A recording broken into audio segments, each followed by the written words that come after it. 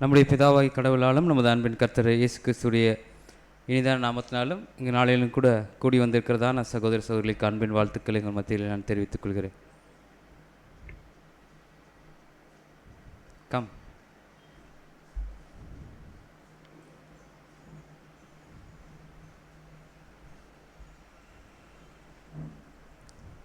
Okay, இப்போ நம்ம பாடத்துக்குள்ளே கடந்து செல்லலாம். இன்றைய நாளிலும் கூட தெரிந்து கொள்ளப்பட்டதான பாடத்தினுடைய தலைப்பானது கர்த்தருக்கு முன்பாக தாழ்மைப்படுங்கள் என்ற ஒரு ஆதார வசனத்தை அடிப்படையாக கொண்டு நாம் பார்க்கலாம். யாக்கோபு 4ஆம் அதிகாரம் 10வது வசனத்தை நாம் வாசிக்கலாம். யாக்கோபு 4:10. கர்த்தருக்கு முன்பாக தாழ்மைப்படுங்கள், அப்பொழுது அவர் உங்களை உயர்த்துவார். இது கர்த்தருக்கு முன்பாக தாழ்மைப்படுங்கள், அப்பொழுது அவர் உங்களை உயர்த்துவார். இது கிரேக்க பதம் அப்படிங்கிற ஒரு பார்ப்போம். நம்ம எல்லாமே ஒரு வேர்டுக்கு என்னென்ன அர்த்தம் இருக்குதுன்னு சொல்லி கிரேக்கர் மற்றும் எபிரேயரில் பார்ப்போம். அது ஹச்சுங்கிற நம்பரில் தொடங்குச்சுன்னா அது ஹீப்ரூ எபிரேய பாஷை. ஜிங்கிற நம்பரில் தொடங்குச்சுன்னா கிரேக்கம். சரிங்களா? அந்த ஒரு பதத்தில் G5013 என்ற ஒரு நம்பர் இருக்குது. அந்த நம்பரில் பார்த்தீங்கன்னா டேப்பினோ அப்படிங்கிற ஒரு பதம் அங்கே பொருத்தப்பட்டு இருக்கிறது.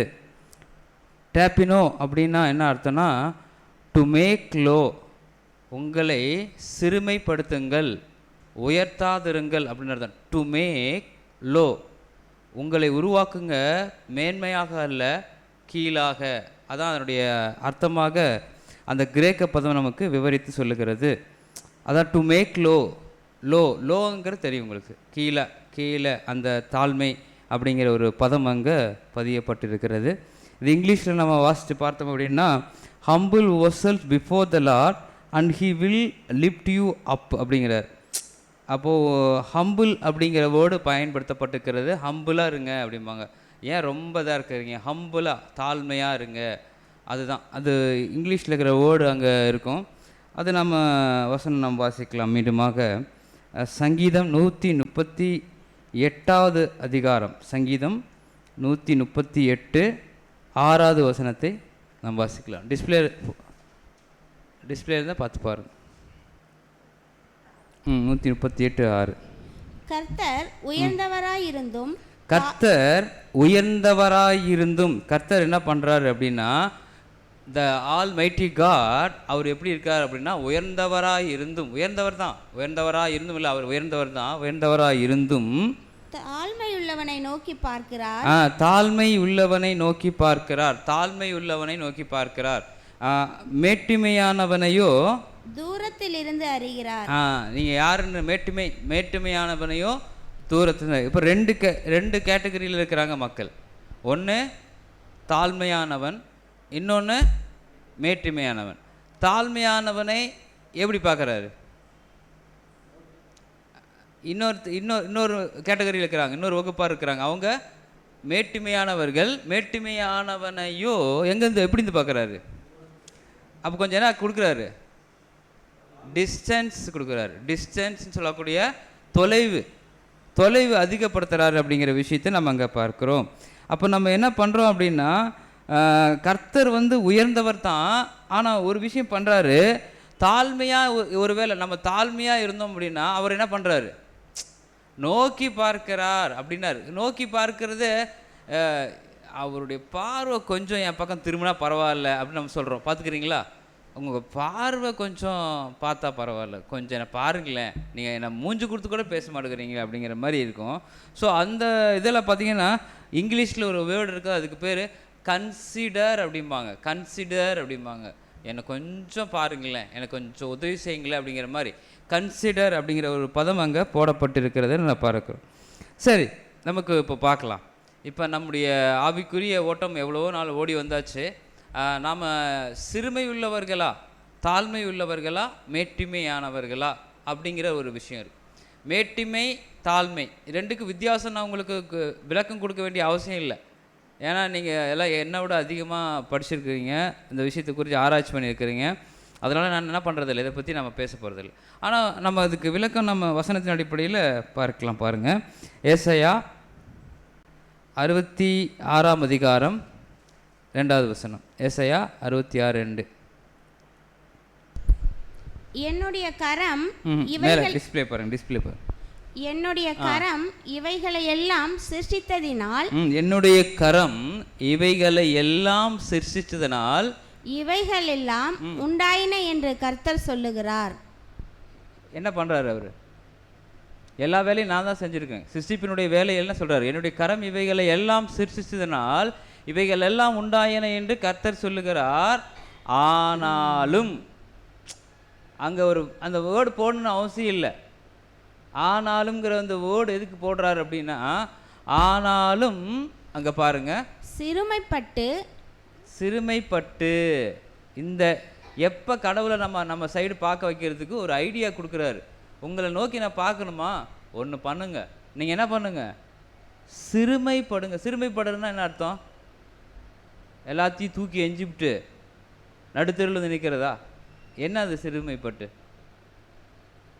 கொஞ்சம் குழப்பமாக இருக்கு.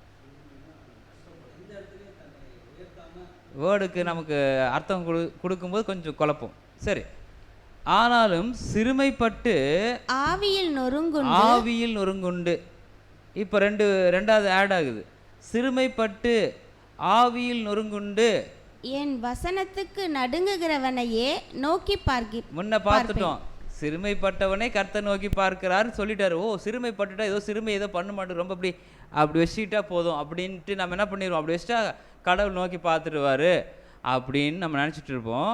பட் அதில் கொஞ்சம் ஆழமாக போய் பார்க்குறோம். கொஞ்சம் ஆழமாக போய் பார்த்தோம்னா என்ன சொல்கிறாரு அப்படின்னா, பாருங்கள், சிறுமைப்பட்டு ஆவியில் நொறுங்குண்டு என் வசனத்துக்கு யார் பயப்படுறோம்?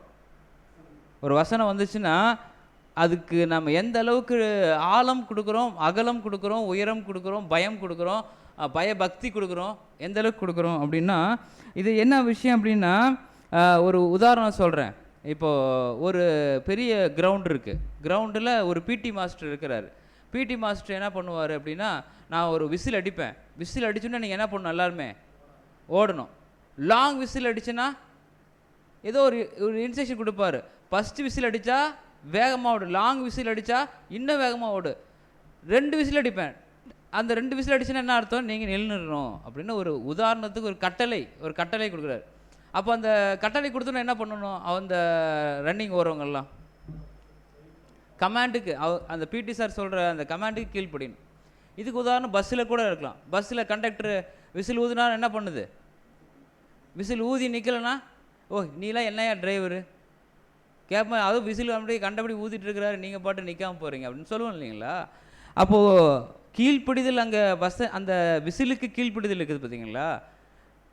உலகத்தாருடைய விஷயங்கள்லேயே இந்த ஒரு கீழ்ப்படிதல். ஆனால் கடவுள் கொடுத்துருக்காரு, ஒரு கமாண்ட் கொடுத்துருக்காரு, ஒரு வசனம் கொடுக்குறோம். அந்த வசனத்துக்கு கவனம் எந்த அளவுக்கு செலுத்துகிறோம் அப்படின்னா, என்னையும் முதற்கொண்டு தான். நான் இப்போ இந்த பாடத்தை எடுக்கும்போது பயத்தோடு தான் நானும் எடுக்கிறேன். ஏன்னா எனக்கும் அதே உங்களை மாதிரி பலவீனங்கள் இருக்குது. நடுங்குகிறவனையே நோக்கி பார்ப்பேன் அப்படிங்கிறார். சிறுமைப்பட்டு நொறுங்குண்டு சொன்ன வார்த்தைக்கு அப்படியே நடக்கிறதுக்கு பேர் தான் சிறுமைப்பட்டு தாழ்மைப்படுறது. கடவுளுடைய வார்த்தை வந்துச்சுன்னா வேறு ஆப்ஷனே நான் வைக்கிறது இல்லை, வேறு ஆப்ஷன் நான் தேடுறதும் இல்லை, அதுக்கு மறுப்பு தெரிவிக்கிறதுக்கு வேறு ஏதாவது காரியம் நான் பண்ணுறதும் இல்லை. அதுதான் சிறுமைப்பட்டு வசனத்துக்கு நடுங்குறவனையும் நான் நோக்கி பார்ப்பேன் அப்படின்னு நம்ம நினைக்கிறோம்.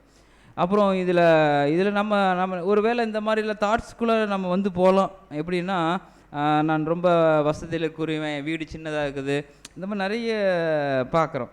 ஆனால் கடவுள் யாரை நோக்கி பார்க்குறார் அப்படின்னா, இருதயத்தில் வசனத்துக்கு கவனம் கொடுத்து நடுங்கி ஆவியிலே சிறுமைப்பட்டிருக்கிறவரை நோக்கி பார்க்குறார். நல்லா இருக்கேன், எல்லா வசதியும் என்கிட்ட இருக்குது, ஆனால் அவரை நோக்கி பார்க்குறாரா அப்படின்னா, ஒருவேளை அவர்கிட்டையும் அந்த பயம் இருந்துச்சுன்னா கண்டிப்பாக என்ன பண்ணுவார், எல்லா இருந்தும் கடவுளை நோக்கி பார்க்கக்கூடிய சிறுமை, அந்த பயம் இருந்துச்சுன்னா கண்டிப்பாக பார்க்குறாரு. சரி, இது எப்படி நம்ம சொல்கிறோம் அப்படின்னா, நீங்கள் லேசாக உங்கள் இருதயத்தை வச்சுக்கணும். இருதயத்தை எப்படி வச்சுக்கணும், எப்படி வைக்கிறது, பேசி பார்த்தா லேசாயிருமா? பேசினா லேசாகாது. இது லேசாக ஆகும்போது எப்போ வெயிட் ஆகும் அப்படின்னா, இது இது சண்டை வரும்போது இந்த இருதயம் லேசாகுதா? பிரச்சனை வரும்போது லேசாகுதா? எப்போ அது லேசாகும்? மென்மையாக சாஃப்டாக அப்படிங்கிறதுக்கும் இது ரெண்டு தான். இப்படின்னா கோவம், இப்படின்னா கெஞ்சுறது. இது லேசாக அந்த இருதயத்தை அப்படியே லேசாக வச்சுக்கிறது, அப்படியே கண்ணில் அப்படியே கலங்கிறது, அப்படியே நம்முடைய உணர்வுபூர்வமாக நம்மை உணர்ந்துக்கிறது. நம்ம யார், நம்ம எப்படிப்பட்டவர்கள், நம்ம எந்த பலவீனத்தில் இருக்கிறோம், நம்ம எந்த நிலைமையில் இருக்கிறோம், எந்த நிலைமையிலிருந்து மற்றவர்களை பார்க்குறோம், இந்த நிலைமையிலிருந்து கடவுள் நம்மை பார்க்குறாரு. இதை நாம் புரிஞ்சுக்கிற அந்த விதங்கள், அந்த நோக்கங்கள் எல்லாமே பார்த்திங்கன்னா லேசாக இருதயத்தை வச்சுக்கிறது.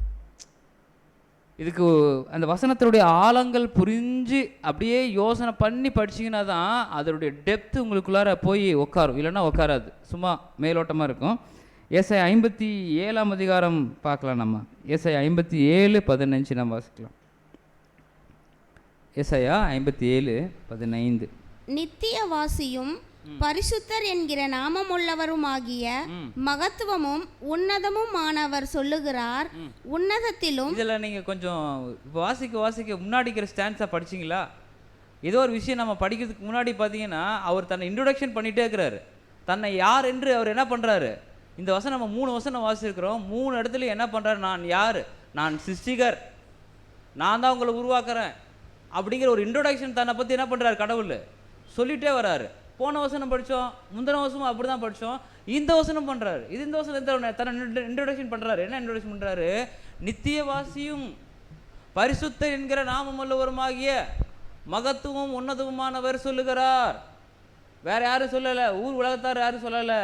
அவர் தன்னை இன்ட்ரொடக்ஷன் பண்ணுறாரு. தன்னை யார் என்று அவர் என்ன பண்ணுறாரு? இன்ட்ரொடக்ஷன் பண்ணுறாரு. என்ன சொல்கிறாரு?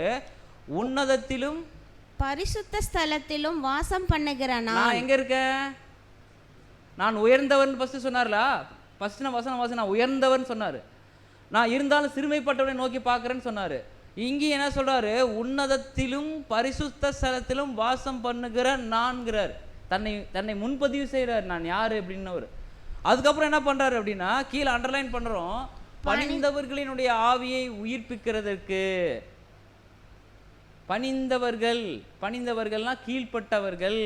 எதை சொன்னாலும் கடவுளுடைய வார்த்தைக்கு அதுக்கு அடுத்த பேச்சே பேச மாட்டாங்க. அப்படிங்களா? அவ்வளோதான், அதுக்கு அடுத்த பேச்சே கிடையாது. அதுக்கப்புறம் இன்னொரு வார்த்தை யோசிக்கிறதும் கிடையாது. அப்போது அந்த பணிந்தவர்களின் ஆவியை உயிர்ப்பிக்கிறதுக்கும் நொறுங்கினவர்களின் இருதயத்தை உயிர்ப்பிக்கிறதற்கும் இங்கே தான் பார்க்குறோம். நொறுங்குண்டு பணிந்த ஆவியுள்ளவர்களிடத்திலும் வாசம் பண்ணுகிறேன்கிறார். இருதயத்தில் எந்த அளவுக்கு கடினத்தோட வேதனையோடு இருந்து எவ்வளோ வேதனைகள் வந்தாலும், எவ்வளவு உணர்வு ரீதியான பிரச்சனைகள் வந்தாலும் யாரை நோக்கி பார்க்கறது? யாரை நோக்கி பார்ப்போம்? நாமெல்லாம் தான் பார்க்க மாட்டோம். இது நம்ம சும்மா சொல்கிறோம். ப்ராக்டிக்கலாக வந்துச்சுன்னா அவனுக்கு வந்தால் தான் தெரியும்பாங்க. நான் ப்ராக்டிக்கலாக வந்தால் என்ன பண்ணுவோம் அப்படின்னா, ஏதாவது சொல்யூஷன் எங்கேயாவது கிடைக்குமான்னு தான் பார்ப்போமே தவிர, நொறுங்குண்டு பணிந்த அந்த இடத்துல இன்னொருத்தர் வந்துடுறாருங்கிற விஷயம் நம்மளுக்கு வராது. காரணம் இருக்குது. ஏன்னா நம்மளுக்கு உடனே சொல்யூஷன் நடக்கிறது இல்லை, தீர்வு என்ன பண்ணுறது இல்லை, கொஞ்சம் தாமதம் ஆகிறதுனால நம்ம என்ன பண்ணுறோம்? ஏதாவது ஒரு விஷயத்தை நம்ம தேடி பார்க்குறோம்.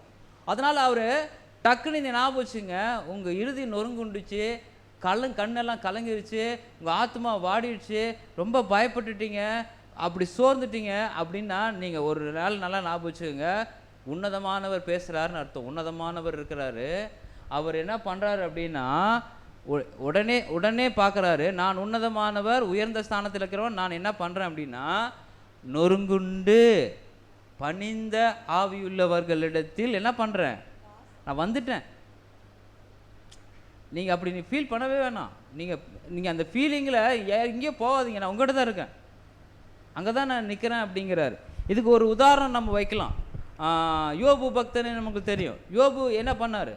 அவருடைய வாழ்க்கையில் அவரை மாதிரி ஒரு இழப்பு நம்ம வாழ்க்கையில் ஏற்பட்டுச்சுன்னா நம்மளாம் என்ன பண்ணிடுவோம்? போஸ்ட் அடித்து கடவுள் இல்லைன்னு சொல்லிட்டு என்ன பண்ணிடுவோம்? ஊர் தெரு எங்கே எவன் கேட்டாலும் ஒட்டிட்டு போயிட்டே இருப்போம். அவர் என்ன பண்ணார்? கடைசியில் பொண்டாட்டி என்ன சொல்கிறாங்க? நீலாம் ஏன் நீ தெரியுற? கடவுள் சொல்லிட்டுக்கிற, பைத்தியகாரத்தனமாக இருக்காதுன்னு சொல்லு அப்படி சொல்கிறாரு. அப்போது யோபு பக்தன் என்ன சொன்னாருங்கிறது நொறுங்கு பாருங்க. யாரை வேணா கூடவே இருக்கிறவங்க நம்மளை ஒரு சின்ன வார்த்தை பேசினா எப்படி இருக்கும்? இறுதியும் நொறுங்கி போயிடும், அவ்வளோதான். அதுக்கப்புறம் அந்த ஹார்ட்டுக்கு ரெமிடியே கிடையாது. யார் வேணால் சொல்லலாம், கூடவே பழகினவங்க சொன்னால் அது நண்பனாக இருக்கலாம், மனைவியாக இருக்கலாம், நம்மளை புரிந்து கொண்டவர்கள் யாராக இருக்கலாம், நெருக்கமானவர்கள். ஆனால் அப்போ இறுதி என்ன ஆயிடுச்சு? நொறுங்கிரும். நொறுங்கினப்போ ஒருத்தர் வந்துடுவார். ஆனால் நம்ம என்ன பண்ணணும்? வசனத்துக்கு பாருங்கள், இந்த வசனம் இப்படி பேசுது, இந்த மாதிரி இருக்குது அப்படின்னு புரிஞ்சுக்கிட்டு மைண்டுக்குள்ளே யோசனை பண்ணிகிட்டே இருந்தீங்கன்னா அங்கே வாசம் பண்ண ஆரம்பித்து விடுவார் அப்படிங்கிறத நம்ம புரிந்துக்கிறோம். ஸோ இதெல்லாம் நமக்கு எதுக்காக நம்ம இதெல்லாம் எடுக்கிறோம் அப்படின்னா, எந்த கோணத்தில் நம்ம இன்னைக்கு பார்க்குறோம்? ஒருவேளை நம்ம அந்த அந்த இருதயம் லேசாக வைக்கிறதுக்கு ட்ரை பண்ணுறோமா, இல்லை ரொம்ப ஹார்டாக வைக்கிறதுக்கு ட்ரை பண்ணுறோமா அப்படிங்கிறத நான் பார்க்குறோம். இன்னும் கொஞ்சம் சில முக்கியமான பகுதிகளை நம்ம கொஞ்சம் பார்க்கும்போது சில உணர்வுகள் அங்கே மேம்படுறதுக்கு வாய்ப்புகள் இருக்குது. லூக்கா 15ஆம் அதிகாரம் 10 முதல் 32 வரை உள்ள சில முக்கியமான பகுதிகள் இருக்குது. ஆனால் நம்ம அவ்வளோயும் வாசிக்கிறது டைம் இல்லை. அதனால் நம்ம ஏற்கனவே உங்களுக்கு தெரிஞ்சு தான், இது என்ன பதர், இது ஏற்கனவே சொன்ன விஷயங்கள் தான், இது ஏன் பதர் எங்ககிட்ட சொல்கிறீங்க அப்படின்னா நம்ம பார்க்கலாம் கொஞ்சம் புரியறதுக்காக. லூக்கா 15ஆம் அதிகாரம் 14ஆம் வசனம். அது ஒரு தகப்பனுக்கு 2 மகன்கள் இருந்தாங்க. அந்த 2 மகன்கள் ஒருத்தர் வந்து தன் ஆஸ்தியெல்லாம் விட்டு போட்டு என்ன பண்ணிடுறாரு, போயிடுறாரு. அவர் கடைசியில் சோத்துக்கு வழி இல்லாமல் பன்றி திங்கக்கூடிய அதெல்லாம் உங்களுக்கு தெரிஞ்ச விஷயம்தான். சரி, அதெல்லாம் நம்ம வாசிக்க வேணாம். லூக்கா 15ஆம் அதிகாரம் 14ஆம் வசனம் பார்க்கலாம். எல்லாவற்றையும் அவன் செலவழித்த பின்பு. எல்லாவற்றையும் அப்படின்னா என்ன அர்த்தம்? எல்லாவற்றையும் ஒன்றுமே இல்லை. எல்லாவற்றையும் அவன் செலவழித்த பின்பு அந்த தேசத்திலே கொடிய பஞ்சம் உண்டாயிற்று. அந்த தேசத்திலே கொடிய பஞ்சம் உண்டாயிற்று. அப்பொழுது அவன் குறைவுபட தொடங்கி. இந்த பிரச்சனை வரும்போது தான் நம்ம தேடவே ஆரம்பிப்போம். புரியுதுங்களா? கடவுள்கிட்ட நம்ம ஏன் அதிகமாக கேட்க வேணாம்? எல்லாமே இருந்துச்சா நம்ம கடவுளை என்ன பண்ண மாட்டோம்? ஏதோ ஒரு விஷயம் நல்லா நோட் பண்ணி பாருங்கள். உங்களுடைய எல்லாமே செல்வங்கள் வந்து ஃபுல்லாக செழிச்சிருந்துச்சுன்னா நீங்கள் கடவுள் தேடுவீங்களா? வாய்ப்பே இல்லை. சரி, தரித்திரம் வந்தால் தேடுவீங்களா? ரொம்ப ப்ராப்ளம். சரி, ரொம்ப ரிஸ்க்காக இருக்குது. அது ரொம்ப ரிஸ்க்காக இருந்தாலும் நம்ம தேட மாட்டோம். அதனால தான் கடவுள் என்ன பண்ணுறாரு, நமக்கு அந்த சமநிலை பிரமாணம் கொடுக்குறாரு. நம்ம ஏற்கனவே பார்த்துருப்போம் அந்த பாடத்தை.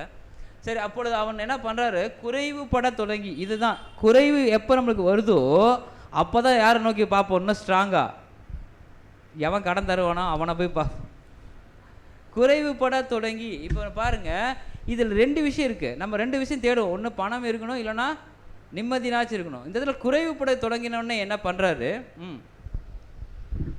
அந்த தேசத்து குடிகளில் ஒருவனிடத்தில் போய் ஒட்டி கொண்டான். அந்த குடியானவன் அவனை தன் வயல்களில் பன்றிகளை மேய்க்கும்படி அனுப்பினான். அப்பொழுது பன்றிகள் தின்கிற தவிட்டினாலே தன் வயிற்றை நிரப்ப ஆசையா இருந்தான். ஒருவனும் அதை அவனுக்கு கொடுக்கவில்லை. இப்போதாங்க சாப்பாட்டுக்கு ப்ராப்ளம் வந்துச்சு. சாப்பாடு சாப்பிட்றலான்னு நினைக்கும் போது அதுவும் கொடுக்கலன்னா எப்படி இருக்குங்க? அப்படியே சரியான டென்ஷன் ஆயிரும் நம்மளுக்கு. பாருங்கள், டென்ஷன் ஆனோடனே அப்போ தான் ஒரு கிளியர் விஷன் அவனுக்கு கிடைக்குது. இப்போ அவன் ஹார்ட் எப்படி இருக்கும்? இப்போ அவன் ஹார்ட்டை கொஞ்சம் போய் செக் பண்ணி பார்க்கலாம். ஹார்ட் எடுத்து பார்க்கலாம். சாப்பாடும் தர மாட்டேங்கிறீங்க, வேலையும் இல்லை, எங்கள் அப்பா வீட்டில் நான் எப்படி இருந்தேன், அந்த இருதயத்தை இப்போ எடுத்து பாருங்கள் எப்படி இருக்கும்? நொறுங்கி போயிருக்குமா இல்லைங்களா? சாப்பாட்டுக்கு வழி இல்லை, நொறுங்கி எல்லாவற்றையும் போச்சு, ஒன்றுமே இல்லை. தரித்திரன் கூட இல்லை, அதோட மோசமாக. இப்போ அந்த இருதயம் எப்படி இருக்கும்? எப்படி இருக்கும் யோசனை பண்ணி பாருங்கள். அப்படியே கட கட கட கட கட கடன்னு ஆடும். அப்படியே நொறுங்கி கண்ணெல்லாம் அப்படியே ஒரு மாதிரி ஒரு வீப்பிங், அப்படியே ஒரு மாதிரி இருக்கும் அந்த அந்த நினைவுகள். அப்படி அப்போ என்ன பண்ணுறாரு அப்படின்னா, இப்போ தான் புத்தி தெளியுது. அது வரைக்கும் என்ன இல்லை, மயக்கத்தில் இருந்துக்கிறாரு. காரணம் செல்வங்கள். அதனால தான் ஐஸ்வர்யம் மிகுதியானால் நீங்கள் யாரை பார்க்க மாட்டீங்க? உண்டாக்கினவரை பார்க்க மாட்டீங்க. ஐஸ்வர்யம் மிகுதியாக இருந்தால் அது உங்களுக்கு ஆபத்துன்னு வசனம் இருக்குது நமக்கு. பண ஆசை எல்லா தீமைக்கும் வேறாக இருக்கிறது. அதை அநேகவர் இச்சித்து என்ன பண்ணுறாங்க, போய் நாசமாக போயிடுறாங்கங்கிற விஷயங்கள் நம்ம பார்க்குறோம். அதனால தான் பாருங்கள், அவன் தகப்பனுடைய கூலிக்காரர் எத்தனையோ பேருக்கு பூர்த்தியான சாப்பாடு இருக்கிறது. நானும் என்ன பண்ணுறேன், பசி நானும் பசினால் என்ன பண்ணுறேன், சாகிறேனே அப்படிங்கிறாரு. அப்போது தான் இப்போ நொறுங்குண்டு இப்போ யாரை நோக்கி பார்த்துருக்கணும் அவர், பார்த்தீங்களா? இது ஒரு உதாரணம் தான், ஒரு சிம்பிள் உதாரணம். இப்போ நமக்கு எது வரைக்கும் போக வேணாம், எவனுமே நமக்கு உதவி பண்ண மாட்டேன்னு சொல்கிற நிலைமைக்கு என்ன பண்ண வேணாம், போக வேணாம். இல்லை சாப்பாட்டுக்கு அடுத்தவன்ட கேட்டும் அவன் தரமாட்டேன்னு சொல்கிற அளவுக்கு போக வேணாம். நான் எனக்கு பசிக்குது, ஆனால் நான் பன்றி சேர்ங்கிற கறியை கூட எடுத்து சாப்பிட்லான்னு நினைக்கிறேன், ஆனால் அதுவும் ஒருத்தன் கொடுக்க மாட்டேங்கிறான். அப்போ அந்த நிலைமைக்கு போச்சுன்னா நம்ம என்ன நம்மளுக்கு போகிறோம், எங்கே இருக்கிறோம் அப்படின்னா கடவுளை விட்டு டிஸ்டன்ஸ் டிஸ்டன்ஸ் டிஸ்டன்ஸ் டிஸ்டன்ஸ் போயிட்டோம். எங்கேயோ ஒரு எல்லைக்கு அப்பாற்பட்டு நம்ம போய் நின்றுட்டோம்னு அர்த்தம். சரி, இப்போ நம்ம 18 நம்ம வாசிக்கலாம் பாருங்க. 18 நான் எழுந்து, இப்போதான் இதுதான் இப்போ பாருங்க, நொறுங்குண்டு பணிந்த ஆவி. இப்போ என்ன பண்ணுதுங்க, இப்போ நம்ம அந்த வாசம் பண்ணுகிற அந்த தெளிந்த புத்தி வரும்போது அந்த நொறுங்குண்டு பணிந்தவர்களுடைய ஆவி அவங்களுக்குள்ளே வரும்போது தான் கடவுளை நோக்கி பார்க்குறார். நொறுங்குண்டு பணிந்து அந்த மைண்டுக்குள்ளார அந்த டிஸ்ட்ரெஸ் போய் ஆழமான அழுத்தம் அங்கே கொடுக்கும்போது என்ன நிகழ்வு நடக்குது அப்படின்னா, நான் எழுந்து என் தகப்பனிடத்துக்கு போய் இந்த உலகம் சார்ந்த விஷயங்கள் எல்லாம் போயிட்டேன். போனதுனால நான் எனக்கு கிடைச்சது என்ன, பசி, வறுமை, துரத்தி விடப்பட்ட நிலை, என்னை கன்சிடர் பண்ணுறதுக்கு என்ன ஒரு பொருளாக மதிக்கிறதுக்கு கூட ஒரு ஆள் இல்லை அப்படிங்கிற ஒரு நிலைப்பாடு, உதறி தள்ளப்பட்ட விட்ட நிலை தான் அது அதனுடைய காரணம். அப்போ என்ன பண்ணுறாரு, தன் தகப்பனத்திற்கு போய், தகப்பனே, இப்போ தான் அந்த பணிந்த அந்த நொறுங்குன அந்த ஆவி அங்கே செயல்படுது. பரத்துக்கு விரோதமாகவும் உமக்கு முன்பாகவும் நான் என்ன பண்ணிட்டேன், இது தாங்க லகுவான இந்த இருதயம் மெதுவாக அப்படியே மாறுது, ரிப்பென்டன்ஸ் ஆகுது. இந்த ரிப்பென்டன்ஸ் ஆகும்போது என்ன நடக்குது அப்படின்னா, அங்கே ஒரு நிலைப்பாடு அங்கேயே மாறுது. அப்போது இங்கே எழுந்து புறப்பட்டு அப்படிங்கிற ஆர்சி இதில் வசனம் வாசி பாருங்க. அப்படின்னா இப்போ இப்படி ஒரு நிலைப்பாடு வந்துருச்சு. 20 வாசிக்கலாம். 20ங்களா? எழுந்து புறப்பட்டு தன் தகப்பனிடத்தில் வந்தான். அவன் தூரத்தில் வரும்போதே அவனுடைய தகப்பன் அவனை கண்டு மனதுருகி ஓடி அவன் கழுத்தை கட்டிக்கொண்டு அவனை முத்தம் செய்தான். மனம் திரும்புகிற ஒரு பாவி இப்ப தகப்பன் என்ன பண்றாரு? ஏன்னா இப்ப தகப்பன் என்ன பண்றாரு? தகப்பனுக்கு என்ன ப்ராப்ளம்? தகப்பனுக்கு என்ன இருக்கு? தகப்பன் தாங்க, அவர் செல்வந்தர். முன்னாடி வாசி இல்லைங்களா, அவர் உயர்ந்தவர், நான் உங்களை சிருஷ்டித்தவர், நான் என்ன பண்ணுறேன் அப்படின்னா வானத்தில் இருக்கிறேன், நான் உயரத்தில் இருக்கிறேன், ஆனால் நான் கீழே உங்களை மாதிரி ஆளுங்களாம் பார்க்கறதுக்கு எனக்கு டைம் இல்லை. I don't have any time. ஏன்னா நான் ரொம்ப செல்வந்தர். ஆனால் நான் என்ன பண்ணுறேன் அப்படின்னா, யாராவது ஒருத்தன் பசினால் இருக்கிறீங்க, தாகத்தினால் இருக்கிறீங்க, என்னை தேட நொறுங்கி பணிந்து என்னை தேட ஆரம்பிச்சிங்கன்னா நீங்கள் வர வேணாம். You stay here. நீங்கள் தேடினா மட்டும் போதும், நான் வரேன். அதுதான் உயர்ந்த ஸ்தானத்திலிருந்து தன்னை தாழ்த்துகிற ஸ்தானம். அவர் இறங்கி வந்து என்ன பண்ணுறாரு பாருங்க. இப்போ அவனுடைய தகப்பன் அவனை கண்டு இப்போ பார்க்குறாரு. இப்போ இந்த இருதயத்தை லகுவா நொறுங்கி இருக்கிற அந்த இருதயத்தை பார்த்துட்டு உடனே லகுவா மாறின இடத்துக்கு என்ன பண்ணுறாரு அப்படின்னா, ஃபஸ்ட்டு என்ன பண்ணுறாரு, மனதுருகிறாரு, கம்பேஷன் கொடுக்குறாரு. கம்பேஷன் அந்த இருதயம் அப்படியே அவர் அப்படியே பார்த்தோன்னே அந்த மனதுருகி என்ன பண்ணுறாரு, அவன் கழுத்தை கட்டி கொண்டு அவனை என்ன பண்ணுறாரு, முத்தம் செய்தான் என்ற. இதுதாங்க கடவுளுடைய குணம். கடவுளுடைய குணம் எப்படி இருக்குது பாருங்க. அப்படியே அவர் அப்படியே அந்த மனதுருகி. இப்போ நீங்கள் ஒரு வேளை அந்த கடின நிலையில் இருந்தாருன்னா அவர் என்ன பண்ண முடியாது? கடின நிலை இருந்தால் என்ன பண்ண முடியாது? ஒரு உதாரணம் இருந்தால் நான் உங்களுக்கு சொல்லி காட்டுவேன். ஒரு நாள் வர முடியுமா? வர முடியாது. சரி, உங்களுக்கு உதாரணம் நான் எப்படி சொல்லித்தரேன். இப்படி கழுத்து மேலே கையை போட்டு இப்படி கட்டி பிடிக்கணும். இப்போ கட்டி பிடிக்கிறதுக்கும் போது என்ன நடக்கும் அப்படின்னா, 2 ஹார்ட் ஒன்றாகும், ரைட்டா? அந்த 2 இருதயம் ஒன்றாகிறோம். சரி, இந்த நிலைப்பாடு எப்போ என்ன நடக்கும் அப்படின்னா நடக்காது. ஏன்னா இது கடின நிலை, இருதயம் கடினப்பட்டால் அது நடக்கவே நடக்காது. அப்போ இந்த ஒரு விஷயம் என்னென்னா, ஓடி வேகத்தை அங்கே பாருங்க, அந்த இதில் ஒரு வேகம் இருக்கும். அந்த முத்தம் செய்கிறது எதுக்கு அடையாளம்? அன்புக்கு அடையாளம் அப்படிங்கிற விஷயத்தை நம்ம போகிறோம். அப்போ இது நம்முடைய வாழ்க்கையில் பாருங்கள், இன்றைக்கு நம்ம ஒருவேளை கடின மனது இருந்தால் நம்ம என்ன பண்ண முடியாது, யாருக்கும் என்ன பண்ண முடியாது, இரக்கம் செய்ய முடியாது. நீ பண்ணின தப்பு, நான் வந்து என்ன பண்ணுறேன், உனக்கு இறங்க முடியாது. ஸோ 2வது பாயிண்ட்டுக்குள்ளே நம்ம வருதுன்னா, இங்கே திரும்பி நிற்கல. கடவுள் என்ன பண்ணுறாரு, அந்த தகப்பன் என்ன பண்ணுறாருன்னா அந்த பையனை பார்த்துட்டு கழுத்தை கட்டி பிடிக்கிறார் அப்படிங்கிற விஷயத்தை நம்ம அங்கே பார்க்கணும். ஸோ முத்தம் என்ற ஒரு விஷயத்துக்குள்ள வந்து பார்க்கும்போது கண்டிப்பாக கோபம் கொண்டு அல்ல, மொத்தம்னாவே அது எல்லாத்தையும் அந்த மறந்த நிலைப்பாடுங்கிற விஷயத்தை நம்ம அங்கே பார்க்குறோம். சரி, இப்போ நம்ம பார்க்கலாம். லூக்கா 15ஆம் அதிகாரம் 22வது வசனம் என்ன பண்ணுறாரு பாருங்க. அப்பொழுது தகப்பன் தன் ஊழியக்காரரை நோக்கி, நீங்கள் உயர்ந்த வஸ்திரத்தை கொண்டு வந்து இவனுக்கு உடுத்தி இவன் கைக்கு மோதிரத்தையும் கால்களுக்கு. இது ஒரு அடையாளமாக நம்ம எடுத்துக்கலாம். அவர் என்ன நிலையில் இருக்கிறார் அப்படின்னா, பாவம் செய்துட்டார். பாவம் செய்த நிலை அவர் என்ன ஆயிடுச்சு, முழுவதுமாக தன்னை அழுக்காக்கி கொண்டார். அழுக்கானதுனால இப்போ இவருடைய நிலைப்பாடு என்ன, ரொம்ப ஒரு தரித்திர நிலைப்பாடு போயிடுச்சு. இவருடைய முதலாவது கரைப்பட்டது எது? வஸ்திரம். நீதி. தகப்பன் சொன்ன பேச்சை மீறினது தவறில்லையா? தவறு. ஆனால் மனம் திரும்பி அப்பாவுக்கிட்டேயே நான் மறுபடியும் வரணுங்கிற எண்ணம் வந்து உடனே அவர் அப்பா என்ன பண்ணுறாரு அப்படின்னா, முதலாவது அவருக்கு அணிவிக்கிற ஒரு விஷயம் என்னன்னா, வசனம் வாசிக்கும் போது, நீங்கள் அவனுக்கு என்ன பண்ணுங்க, உயர்ந்த வஸ்திரத்தை கொண்டு வந்து அவனுக்கு உடுத்தி இவன் கைக்கு மோதிரத்தை கால்களுக்கு பாதரட்சிகளையும் போடுங்கள் அப்படிங்கிறாரு. அப்போது இது நம்ம கைக்கு மோதிரம், உயர்ந்த வஸ்திரம், நீதியின் வஸ்திரம்னு எடுத்துக்கலாம். ஒருவேளை அடையாளப்படுத்துறதா இருந்தால், ஒருவேளை கைக்கு மோதிரம்னா கையினால் பாவங்களை செய்து அதை மீண்டுமாக நினைக்காத அளவுக்கு அந்த மோதிரங்கிறது முத்திரை நம்ம சொல்லுவோங்கள, அந்த ஒரு அடையாளத்தை அங்கே கொடுக்கறதுக்காக இருக்கலாம்.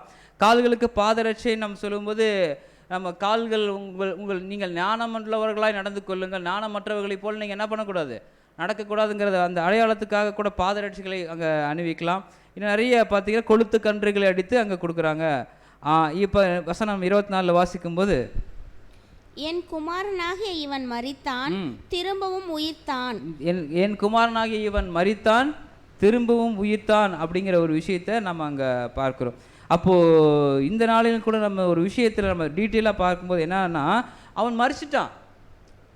ஒருத்தன் வந்து தவறுக்குள்ளாக போகும்போதோ தவறு செய்துட்டானோ, அது நானாக இருக்கட்டும், நீங்களாக இருக்கட்டும், வேறு யாராக வேணா இருக்கட்டும், தவறு செஞ்சுட்டானா அவன் என்ன ஆயிட்டார், அவர்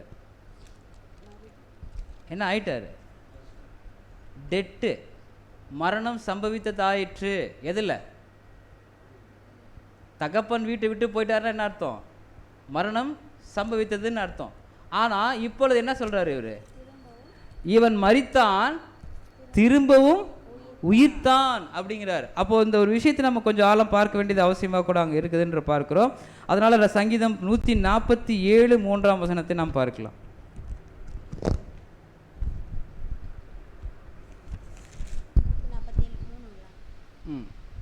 மேலே, இருதயம் நொறுங்குண்டவர்களை குணமாக்குகிறார். அதுதாங்க பாயிண்ட். இதில் ஆக்சுவலாக வந்து இந்த தவறுகள் வந்து யார் செய்கிறாங்களோ, அந்த தவறு செய்கிற ஒரு நபர் என்ன புரிஞ்சுக்கணும் அப்படின்னா, தன் தவறுகளுடைய தன்மையை புரிந்து கொள்ள வேண்டும். நான் இந்த மாதிரியான ஒரு தப்புக்குள்ளே போனது தவறு அப்படிங்கிற ஒரு மனநிலை வரத்துக்கு என்ன பண்ணும், தவறுங்கிற நிலையை, அந்த நிலைப்பாடு அவங்க உணரணும், ஃபீல் பண்ணணும். அதுதான் சொல்கிறார், லேசாக அவங்க இருதயத்தை கடினப்படுத்தாமல் லேசாக அங்கே மாற்றுறது. அப்படி இருதயம் நொறுங்குண்டவர்களை என்ன பண்ணுறாரு, அவருடைய காயங்களை கட்டுறாரு, குணமாக்குறாருங்கிற விஷயத்த மற்ற 5 கூட நம்ம வாசிக்கலாம். அதை நம்ம வாசிக்க வேணாம். ஏன்னா நம்ம இப்போ நம்ம வசனத்துக்குள்ள கருப்பொருளுக்குள்ளே போயிடலாம். யாக்கோபு 3ஆம் அதிகாரம் 2ஆம் வசனத்துக்குள்ளே போயிடலாம். யாக்கோபு 3:2. நாம் எல்லாரும் அநேக விஷயங்களில் தவறுகிறோம். அதான் பாயிண்ட். நாம் எல்லாரும் அநேக விஷயங்களில், ஒரு விஷயம் 2 விஷயம் இல்லை, அநேக விஷயங்களில் தவறுகிறோம். ஒருவன் சொல் தவறாதவனானால் போதும். இது ஏன்னா இன்னொரு விஷயத்தில் நான் வாசிக்கலாம். 2 நாளாகவும் 6:36, 2 நாளாகவும் 6:36.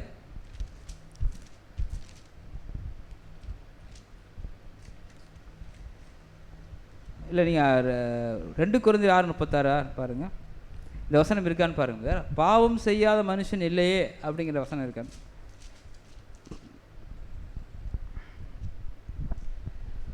2 நாளாகவும் 6:36.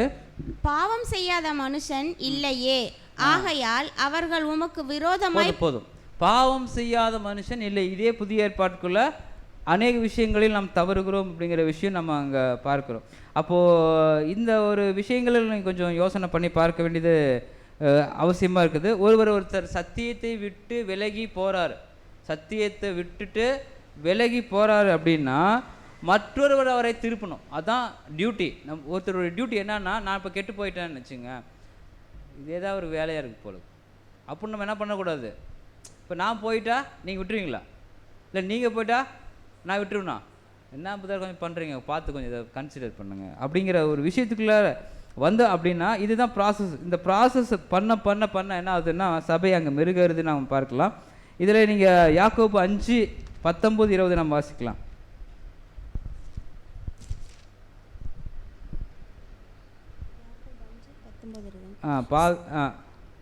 சகோதரரே, உங்களில் ஒருவன் சத்தியத்தை விட்டு விலகி மோசம் போகும்போது, பாயிண்ட் அவருக்கு தெரியாது. மோசம் போகிற ஒரு சகோதரனுக்கு அவர் மோசம் போட்டேன்னு தெரியுமாண்ணா? தெரியாதுங்க. நான் மோசம் போயிட்டேங்கிறது எனக்கு தெரியாது. யார் சொன்னால் தெரியும்? பார்க்குறவங்களுக்கு தான் தெரியும் மோசம் போனது விஷயம்.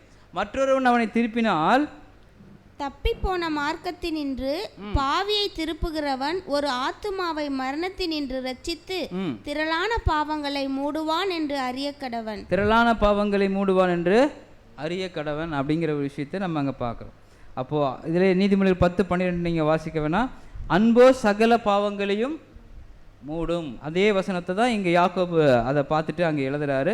1 பேதுரு 4:8 பாருங்கள், அதே வசனம் தான் இருக்கும். நீதிமொழிகள் 10:12 இதே வசனம் தான் இருக்கும். அதனுடைய காப்பி ரைட்ஸ் தான் 1 பேதுரு 4:8 இருக்கும். 1 பேதுரு 4:8.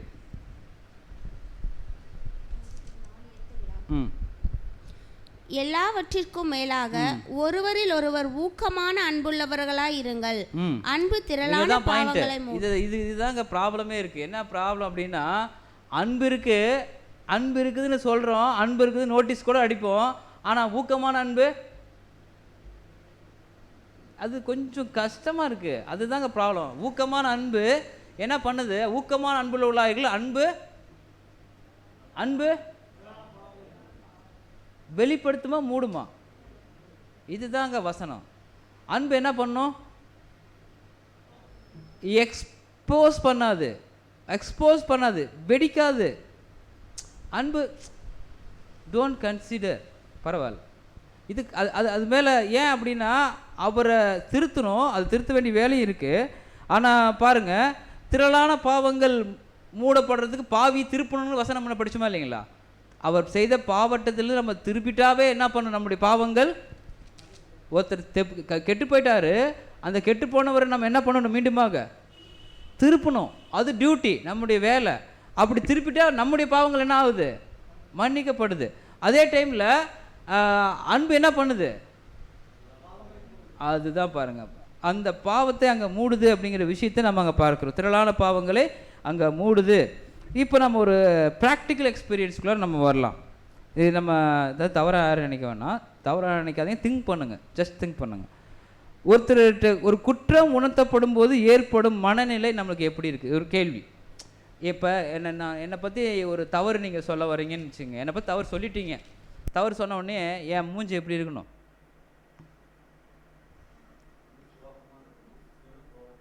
ஏதோ ஒரு விஷயத்தை நம்ம வெளிப்படுத்துகிறோம் பார்த்தீங்களா? ஏதோ ஒரு விஷயத்தை வெளிப்படுத்துவோம்.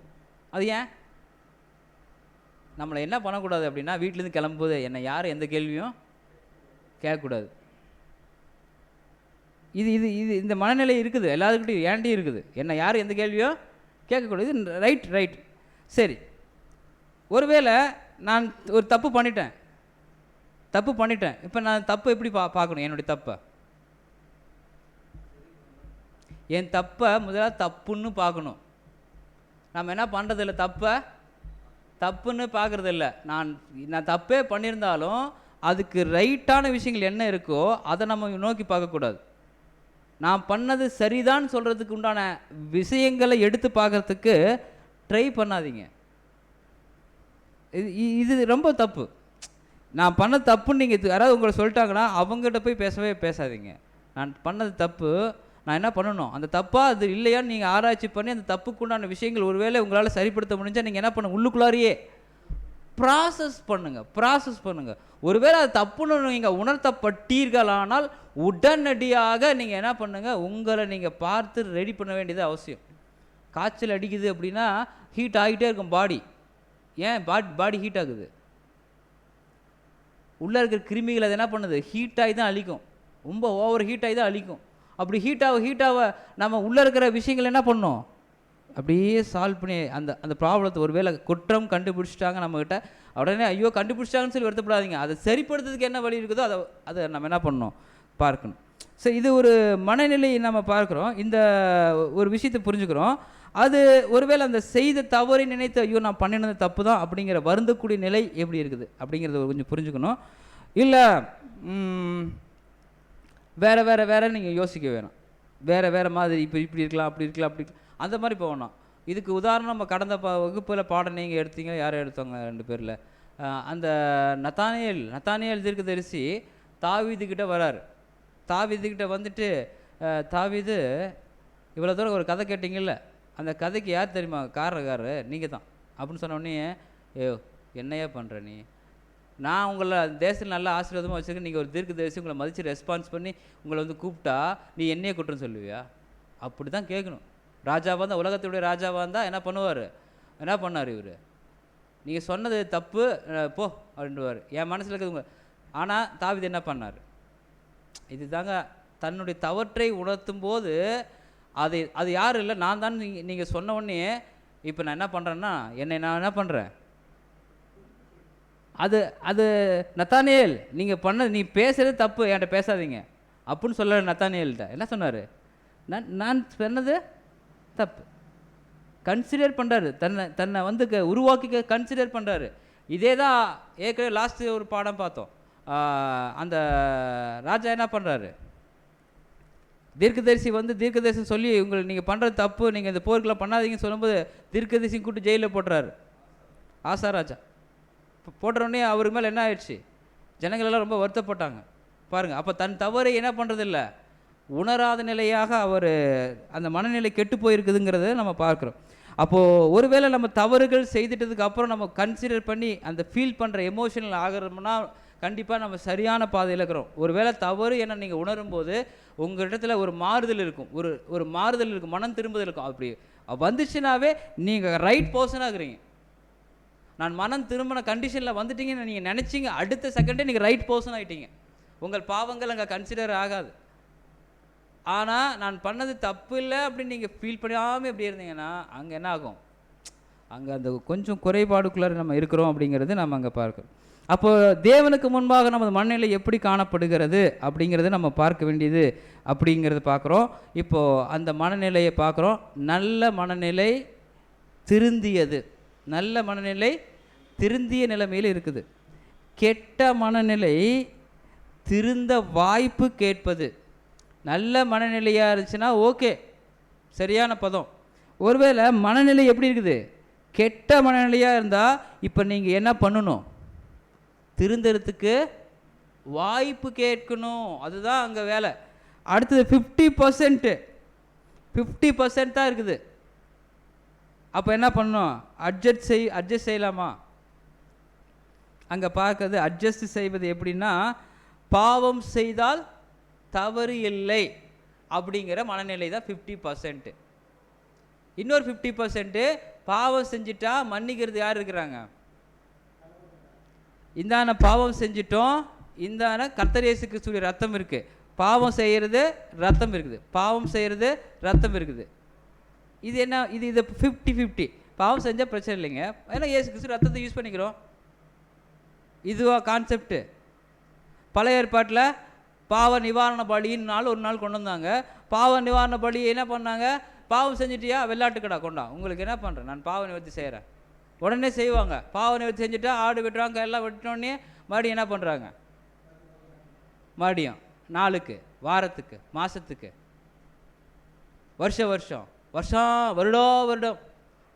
வருடமும் வெட்டிகிட்டே இருக்கிறானுங்க, பலி செலுத்தியே இருக்கிறாங்க. பாவம் செஞ்சுட்டா இங்கே என்ன இருக்குது, ஆட்டை வெட்டினா போதும்.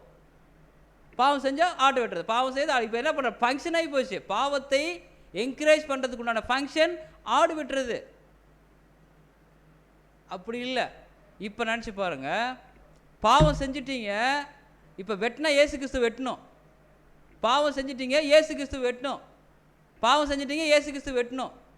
வெட்டுவோமா? இதுதாங்க 50% மனநிலை. பாவம் செஞ்சுட்டா இயேசு கிறிஸ்துவுடைய ரத்தம் இருக்குது. நம்ம டெய்லி என்ன பண்ணுறோம், இன்க்ளூடிங் மீ, வெட்டுறோம் இயேசு கிறிஸ்துவை, பலி செலுத்துகிறோம் அவரை. நம்முடைய பாவங்களுக்காக அவர் ரத்தம் சிந்தப்பட்டு கொண்டே இருக்கிறது. நாம் பாவம் செஞ்சால் அவர் பலியாகிறாரு, நாம் பாவம் செஞ்சால் அவர் பலியாகுங்கிற உணர்வு என்னைக்கு வருதோ பாவத்தை நிறுத்துவோம். தவறு செய்வதை நம்ம நிறுத்துவோம். இல்லைன்னா என்ன பண்ணுவோம், தவறு செய்வோம், பலி அங்கே ஆயிட்டுருக்கோம் அப்படிங்கிற ஒரு நிலையை அங்கே நம்ம புரிஞ்சு கொள்ள வேண்டியது அவசியமாக இருக்குது. இப்போ இதெல்லாம் நம்ம ஏன் அப்படின்னா, ஒருவேளை நமக்கு இந்த பாவ நிவர்த்தி செய்யப்படவில்லை என்றால் பாவம் என்று உண்டுன்ற மனப்பான்மை வந்துகிட்டே இருக்கும். பாவம் செஞ்சுட்டு நம்ம பார்க்குறோன்னா, இன்றைக்கி கடவுள் யாரை விரும்புவார் அப்படின்னா, யாரை விரும்புகிறாரு? கடவுள் 2 பேர் இருக்கிறாங்க நம்ம சொல்கிறோம், பாவம் செய்தவர்கள், பாவம் செய்யாதவர்கள். பாவம் செய்தவர்களை விரும்புவாரா, பாவம் செய்யாதவர்களை விரும்புவாரா? பாவம் செய்யாத பரிசுத்தவான்களே விரும்புவார். ஆனால் பாவம் செய்தவர்களுடைய நிலை எந்த நிலைமைக்கு மாறின விரும்புவார்னு பார்த்தோம். தன்னை திருத்தி கொள்ள வாய்ப்பை ஏற்படுத்தி கொண்டு எங்கள் அப்பா வீட்டுக்கே நான் போகிறேன்னு சொல்கிறவங்கள என்ன பண்ணுவார், எங்கள் அப்பா வீட்டுக்கே வேறு எங்கேயும் சோறு கிடைக்காது, அந்த சோறு திருப்தி பண்ணாது, எங்கள் அப்பா வீட்டிலே சோறு போடுறதுக்கு ஆள் இருக்கிறாங்க, நான் அங்கேயே போகிறேன், எனக்கு அதுதாங்க வழி அப்படின்னு மனம் திரும்புகிற நொறுங்குண்ட அந்த விஷயத்துக்கு போகிறவங்கள மனம் திரும்ப வைக்கிறார். அப்போது நம்ம என்ன பண்ணலான்னா, பாவத்தை வெறுப்பவர்களாக இருங்கவர்களை கடவுள் விரும்புகிறாரு, பாவம் தவறு என உணர்வுகளை கடவுள் விரும்புகிறாரு, இது கொடியவை என நினைப்பவர்களை கடவுள் விரும்புகிறாருங்கிற விஷயத்தை நம்ம பார்க்கலாம். இப்போ நம்ம என்ன பண்ணலான்னா, இப்போ மடிமாக நம்முடைய மனசுக்குள்ளே வரலாம். இந்த மனசு என்ன பண்ணலாம், லேசாகணும். Point, super point. லேசாகணும். லேசாகிறது என்ன அர்த்தம், சாஃப்டாக வைக்கிறது, ஹார்டாக வச்சுக்கூடாது. லேசாகிட்டு எல்லாம் தவறு என உணர்ந்த அந்த ஒரு எல்லாமே தவறு என உணரக்கூடிய வாய்ப்பை தேடுறது. என் தந்தை வீடே பாதுகாப்பு. எந்த பாதுகாப்பு எங்கே இருக்குது இந்த உலகத்தில்? நமக்கு எதாவது பாதுகாப்பு இருக்குதுங்களா? நமக்கு ஒரு போர்வை வேணும்னா கடவுளுடைய வீடு தான். நம்ம ஓடி போய் அடைக்கல பட்டணம், நம்முடைய அடைக்கல பட்டணம் எது? ஒருத்தர் தப்பு பண்ணிட்டாருன்னா எங்கே போய் ஓடி ஒழிஞ்சா தப்பிச்சிக்கலாம்? அடைக்கல பட்டணம் ஒன்று இருக்குதுன்னு தெரியுங்களா? வேதத்தில் அடைக்கல பட்டணம். ஒருத்தர் தவறுகள் ஏதாவது பண்ணிட்டாரா நேராக போய் ஓடிக்கலாம். அங்கே போய் ஓடி ஒழிஞ்சுக்கிட்டா அவருக்கு என்ன இல்லை, மரணம் அங்கே சம்பவிக்காது என்று நம்ம அங்கே பார்க்கிறோம். அப்போ பாவம் இது என்ன பண்ணணும் அப்படின்னா, கொஞ்சம் ஒரு விஷத்தன்மை உடையது. சரி, வசனம் வாசிக்கலாம். ரோமர் 7:13.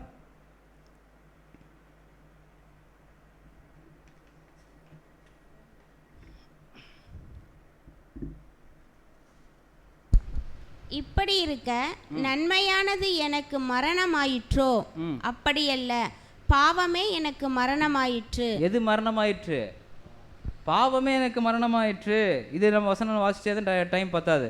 அப்போ நம்ம என்ன பண்ணலான்னா, நீங்கள் இந்த ஒரு கொஞ்சம் டீட்டெயிலாக பார்க்க வேண்டியது அவசியமாக. யாக்கோபு 4:7 4:7 4:10. தேவனுக்கு கீழ்ப்படிந்திருங்கள், பிசாசுக்கு எதிர்த்து நில்லுங்கள். அது கீழே பார்க்கும்போது தேவனுக்கு கீழ்ப்படிந்திருங்கள். 4:8 தேவனிடத்தில் சேருங்கள், அப்பொழுது அவர் 4:7 கீழ்ப்படிந்திருங்கள், 4:8 தேவனிடத்தில் சேருங்கள். இப்ப சொல்றாரு கீழே அடுத்தது, பாவிகளே அப்பொழுது அவர் உங்களிடத்தில் சேருவார். பாவிகளே என்ன பண்ணுங்க, உங்கள் கைகளை சுத்திகரியுங்கள். இருமலம் உள்ளவர்களே உங்கள் இருதயங்களை பரிசுத்தமாக்குங்க. ஏங்க பாருங்க, பாவநிலை. உங்கள் கைகளை சுத்திகரியுங்கள், உங்கள் கைகளை சுத்திகரியுங்கள். கை என்பது எதை அடையாளப்படுத்துகிறது என்றால், பாவம் செய்யக்கூடிய கைகள் அப்படிங்கிறத பாருங்க. எல்லா இருதயம் வந்து ஏன்னா இருதயத்தை ஏன் சுத்திகரிக்கல, இருதயமே எல்லாவற்றுக்கும் மேலாக கேடுள்ளதும் மகா திருக்குள்ளதுமாக இருக்கிறது என்று வசனம் சொல்ல நம்ம பார்க்கிறோம். யாக்கோபு 4:10 கர்த்தருக்கு முன்பாக தாழ்மைப்படுங்கள். கர்த்தருக்கு முன்பாக தாழ்மைப்படுங்கள், அப்பொழுது அவர் உங்களை உயர்த்துவார். இப்போ லூக்கா 12:47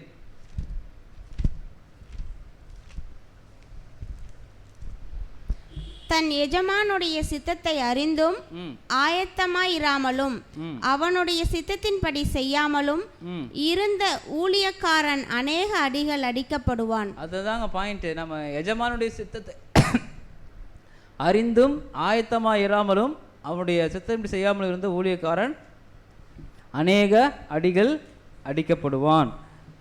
இதெல்லாம் ஒரு டீட்டெயில். இதோட நம்ம பாடத்தை நம்ம நிறைவு செய்யலாம். வசனம் மீண்டும் வாசிச்ச டைம் பத்தாது. இப்போ நம்முடைய பலவீனம் என்ன அப்படின்னா, தேவனை அறிவதற்கு நமக்கு மனதில்லாது இருக்கிற ஒரு விஷயமாக இருக்கிறது. ரோமர் 1:28 படி. இன்னொரு விஷயம் யோவான் 3:19 படி நம்ம இருளை விரும்புகிற ஒரு காரியமாக கூட அங்கே வசனத்தில் நம்ம இருக்கிறதை பார்க்குறோம். இதெல்லாம் வசனத்தில் எல்லாமே இருக்குது. இது நான் மட்டும் டீட்டெயிலாக டைட்டில் மட்டும் சொல்கிறேன். நம்முடைய பலவீனம் என்ன? மனதில்லாமல் இருக்கிற ஒரு விஷயம், இருளை விரும்புகிற ஒரு விஷயம், மிருக குணம் உள்ளவர்களாக ஆனார்கள்னு சொல்லி வசனம் சொல்லுது. இன்னொன்று கொட்டுற எரேமியா 10:14 நீங்கள் வாசி பாருங்கள். எரேமியா 10:14 மட்டும் வாசிங்க.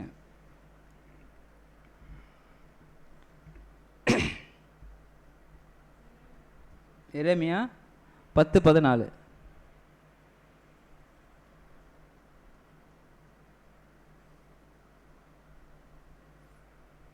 அது நீ என்ன வசனம் இருக்குன்னா, மனிதனுக்கு ஏற்ற புத்தி இல்லாத நிலை. மனுஷனுக்கு என்ன புத்தி? மனுஷனுக்கு ஏற்ற புத்தி இல்லாத நிலை அப்படின்னு வசனம் அங்கே இருக்கிறது நம்ம அங்கே பார்க்கலாம். இன்னும் கூட நிறைய வசனங்கள் இருக்குது. நம்ம அப்படியே வாசிச்சுட்டு போனால் டைம் இருக்காது. இப்போ நம்ம என்னென்ன விஷயம் அப்படின்னா பாருங்க, யாக்கோபின் பங்காய் இருக்கிறவர். இது 10 எரேமியா 10:14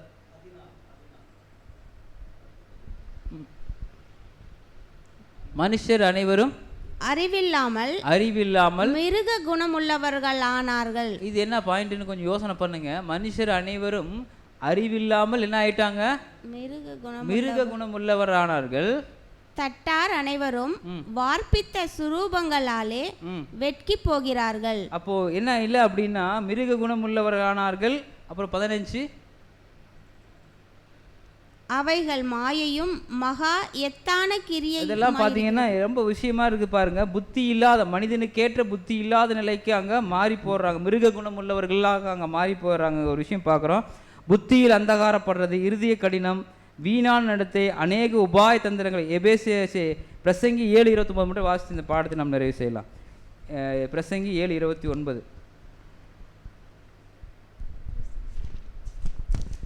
நீங்கள் லூக்கா 18:13 எடுத்து வச்சுக்கோங்க. லூக்கா 18:13 வாசிங்க. இதோ தேவன் மனுஷனை செம்மையானவனாக உண்டாக்கினார், அவர்களோ அநேக உபாய தந்திரங்களை தேடிக்கொண்டார்கள். அநேக உபாய தந்திரங்களை தேடிக்கொண்டார்கள் அப்படிங்கிற விஷயத்தை நம்ம படிக்கிறோம். லூக்கா 18:13 நம்ம மட்டும் வாசிச்சு முடிக்கலாம். 13:14. ஆயக்காரன் இப்போ சொன்ன பார்த்தீங்களா? இப்போ ஆயக்காரனுடைய இருதயம் அது லேசாக இருக்கும். ஆயக்காரனுடைய இருதயம் எப்படி இருக்குது? லேசாக இருக்குது. தூரத்திலே நின்று, தூரத்தில் டிஸ்டன்ஸ். இப்போ யார் டிஸ்டன்ஸ் கொடுக்குறது? இன்னொரு டிஸ்டன்ஸ் பார்த்தோம், தொலைவு. எங்கே இருக்காரு? தூரத்திலே. ஃபஸ்ட்டு ஒரு டிஸ்டன்ஸ் பார்த்தோம். கர்த்தர் உயர்ந்தவராக இருக்கிறாரு, அவர் தாழ்மையுள்ளவர்களை நோக்கி பார்க்குறாரு. இன்னொரு இடத்துல டிஸ்டன்ஸ் காட்டுறாரு. பாவம் செய்தவர்களுக்கு என்ன பண்ணுறாரு? வசனம் பார்த்தீங்கன்னா நீங்கள் அதில் உங்களுக்கு தெரியும். நான் வாசிக்க வேணாம், டைம் இல்லை. மேட்டிமையானவனையோ தூரத்திலிருந்து, மேட்டிமையானவன் இருக்கிறாருல்ல, அவர் எங்கேருந்து இருக்கிறாரு? டிஸ்டன்ஸு. இப்போ அதே டிஸ்டன்ஸ் தான் இவர்கிட்ட இருக்குது. ஆயக்காரன் அவரும் மேட்டிமையாக இருக்கிறார், தூரத்தில் இருந்து அறிஞ்சுக்கிறார். நீ மேட்டிமையானவன் அறிஞ்சுக்கிறாரு. இந்த ஆயக்காரனும் தூரத்தில் தான் நிற்கிறாரு. ரெண்டுமே தூரத்தில் தான் நிற்கிறாங்க, பக்கத்தில் இல்லை. ஏன்னா ஆயக்காரன் பண்ணது என்னது? அநியாயமான ஒரு வேலையை செஞ்சுட்டு இருக்காரு. இவரும் தூரத்தில். ஏன்னா தன்னை தாழ்த்தாத நிலையில் இருக்கிறவங்க எல்லாமே கொஞ்சம் வெளியே தான். டிஸ்டன்ஸ் அங்கே இருக்குது. தூரத்தில் நின்று தன் கண்களையும் வானத்துக்கு ஏறெடுக்க துணியாமல் தன் மார்பிலே அடித்துக்கொண்டு, தேவனே பாவியாகிய என் மேல் கிருபையாயிரும் என்றார். அதுதான் அங்கே பாயிண்ட் ரொம்ப முக்கியம். அது இன்னும் கூட அதுக்கு நீங்கள் வசனம் நிறைய இருக்குது. 14 வாசிச்சிருங்க. அதுலேயே 14. அவனல்ல, இவனே நீதிமானாக்கப்பட்டவனாய் தன் வீட்டுக்கு திரும்பி போனான் என்று உங்களுக்கு சொல்லுகிறேன். ஏனெனில் தன்னை உயர்த்துகிறவன் எவனும் இப்போ தாழ்த்தப்படுவான். டிஸ்டன்ஸ் எங்கே போகணும்?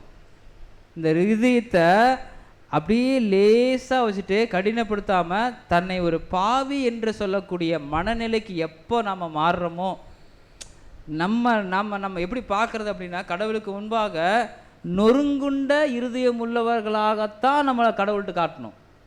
புரியுதுங்களா? நம்ம ஒரு பொருட்டே இல்லை நம்ம கடவுளுக்கு. நம்ம பார்க்கும்போது ஒரு வேளை அந்த உணர்வுகள் உங்களுக்கு எப்படி மேலோங்குதோ அந்த உணர்வுகளின் அடிப்படையிலே கடவுள் நம்மளை பார்க்குறாரு. தன்னை உயர்த்துகிற எவனும் தாழ்த்தப்படுவான், தன்னை தாழ்த்துகிற எவனும் ஆயக்காரனை தூக்கி எங்கே வச்சிருவார்? பக்கத்தில் வச்சுக்குவார். பக்கத்தில் இருக்கிறவனை தூக்கி வெளியே வச்சிருவார். நான் நல்லவன், நான் கரெக்டாக இருக்கிறேன், எல்லாமே செலுத்துகிறேன், உள்ளே இருக்கிறேன், ஆனால் இருதயம் வெளியில் இருக்குது. வெளியில் இருக்கிறவன் டிஸ்டன்ஸ் இருக்கிறாரு. புரியுதுங்களா? இப்போ மேட்டுமையான தூக்கி எங்கே வைப்பார்? வெளியில் வச்சிருவார். தாழ்மையான தூக்கி எங்கே வைப்பார்? உள்ளே வச்சிருவார். அப்போ நம்ம பார்க்கும்போது அதனால தான் சொல்கிறாரு, ஆனாலும் சிறுமைப்பட்டு ஆவியில் நொறுங்குண்டு என் வசனத்துக்கு நடுங்குகிறோன்னே என்ன பண்ணுறேன்? நோக்கி பார்க்கிறேன் என்று சொல்கிறாரு. ஸோ இந்த வசனத்தில் கர்த்தருக்கு முன்பாக நம்ம என்ன பண்ணலாம்? தவறுகள் என்ன யாராவது சொல்லிட்டாங்கன்னா ஃபஸ்ட்டு அதுக்கு யோசனையே பண்ணாதீங்க. தவறுன்னு இருந்தால் அதை திங்க் பண்ணுங்கள். அதாவது தவறு இருந்தால் திருத்திக்கலாம். நானாக இருந்தாலும் சரி, யாராக இருந்தாலும் சரி, தவறுன்னு ஒரு வேளை சொல்லிட்டாங்களா, அது தவறுன்னு சொல்லி நிரூபிக்கிறதுக்கு வழியை காட்டல கூட அது தவறுன்னு அவங்கள ஒரு வேளை காயப்படுத்திச்சு. சிம்பிள். நம்மளோட தவறுன்னு சொன்னால் அவங்கள ஏதோ ஒரு விதத்தில் அவங்கள பாதிச்சிச்சு. சிம்பிள். அதுக்கு நம்ம ரெமெடி என்ன பண்ணணும்? நம்ம தவறை நோக்கி பார்த்து அது தவறு என கண்டால் கண்டிப்பாக என்ன பண்ணிக்கணும்? திருத்திக் கொள்வது மிக மிக அவசியமானது. பொறுமையோடு கட்டவங்கள் அனைவரும் கடவுள் ஆசீர்வதிப்பாராக. ஆமென்.